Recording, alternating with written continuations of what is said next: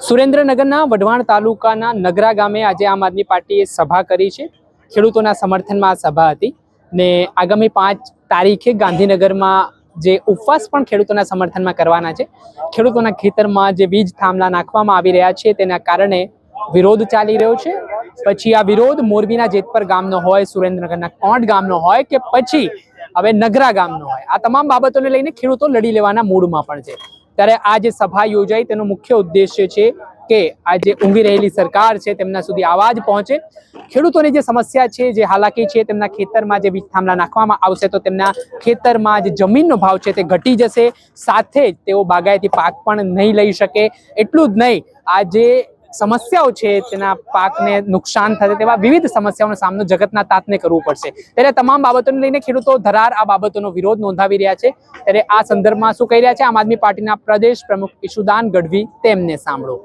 આજે આમ આદમી પાર્ટી દ્વારા ખેડૂત આંદોલનના પાર્ટ 2 ની શરૂઆત સુરેન્દ્રનગરના નાગરા ગામથી હજારો ખેડૂતોની ઉપસ્થિતિથી કરી છે, જેમાં અમે માંગ મૂકી છે સરકાર સમક્ષ કે સરકાર જે હાઈટેન્શન લાઇન છે જે કચ્છથી લઈ અને 26 જિલ્લાઓ સુધી જવાની છે એ લાઇનમાં ખેડૂતોને જેટલું પણ વળતર આપે એ નુકસાનમાં છે, કારણ કે 25-50 વર્ષ માટે આ લાઈનો નખાવવાની છે। લાઈનો નાખવાથી ખેડૂતોના જમીનના ભાવ પણ ઘટી જાય છે, ખેડૂતોને પૂરતું વળતર પણ મળતું નથી। એટલે સ્ટેટ લેવલની એક કમિટીની રચના કરવામાં આવે અને એ સ્ટેટ લેવલની કમિટીમાં નિવૃત્ત ન્યાયાધીશ, ખેડૂતો અને ખેડૂત આગેવાનો પણ હોય, ખેડૂતનું પ્રતિનિધિત્વ મંડળ પણ હોય અને એમાં આગામી 25 વર્ષ પછી કઈ રીતે વીજળીના યુનિટના ભાવ હોય, 50 વર્ષ પછી શું હોય, 25 વર્ષ પછી જમીનના શું ભાવ હોય એ પ્રમાણે વળતર નક્કી કરવામાં આવે। અને એમાં માંગ એવી છે કે કંપનીઓ નફો કમાવા માટે આવી છે તો નફામાં પર્ટિક્યુલરી 25 કે 50 વર્ષ માટે ખેડૂત 5 થી 7% પ્રોફિટમાં ભાગ આપે એવી અમારી માંગ છે। અને આજે અમે બીજું એલાન પણ એ કર્યું છે કે આમ આદમી પાર્ટી બીજા જે અમે મળવાના છીએ ગાંધીનગરમાં 5 તારીખે સત્યાગ્રહ છાવણીમાં અમે સામૂહિક ઉપવાસ કરીશું ખેડૂતો માટે। ખેડૂતોના વિવિધ પ્રશ્નો છે। અત્યારે હાલત એવી થઈ ગઈ છે, ખેડૂત ભાવ માટે રસ્તા ઉપર નથી ઉતર્યો, ખેડૂત વીજળી માટે રસ્તા ઉપર નથી ઉતર્યો કે અમને વીજળી ફ્રી આપો, ખેડૂતે પાક વીમા માટે નથી ઉતર્યો કારણ કે પ્રધાનમંત્રી ફસલ વીમા યોજના બંધ છે, ગુજરાત રાજ્યમાં જ બંધ છે।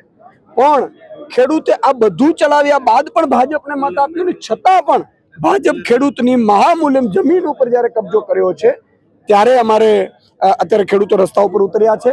અને સરકારે પણ એવી હોશિયાર છે કે એમણે સ્થાનિક સ્વરાજ્યની ચૂંટણી પત્યા પછી અને હજી વિધાનસભાને 1.5 વર્ષની વાર છે ત્યારે આ પહેલા 6 મહિનામાં કામ પૂર્ણ કરવાની એણે તૈયારી કરી છે। કંપનીઓ સાથે મિટિંગો કરીને કરોડો રૂપિયાનો વહીવટ પણ થયા હોવાના અંદાજ છે। એટલે આ બધા મામલામાં અમે ખેડૂતો સાથે છીએ, આમ આદમી પાર્ટી ખેડૂતો માટે લડશે। આપણે સાંભળ્યા આમ આદમી પાર્ટીના પ્રદેશ પ્રમુખ ઈશુદાન ગઢવી, હાલ તેમનું મોટું નિવેદન સામે આવ્યું છે અને આમ આદમી પાર્ટી આગામી દિવસોમાં ખેડૂતોના સમર્થનમાં જે જાહેરાત કરી છે, એલાન કર્યું છે કે તેઓ ખેડૂતો માટે હવે લડાયક ભૂમિકામાં જોવા મળશે। ત્યારે આવનારા સમયમાં જોવાનું રહ્યું કઈ રીતની સ્થિતિ નિર્માણ પામે છે, ખેડૂતોની આ લડાઈ કેટલી આક્રમક અને પરિણામલક્ષી સાબિત થાય છે। દર્શક મિત્રો, આવા જ વિડીયો જોવા માટે તમારી નવજીવન ન્યૂઝ જોતા રહો, લાઈક કરો, શેર કરો।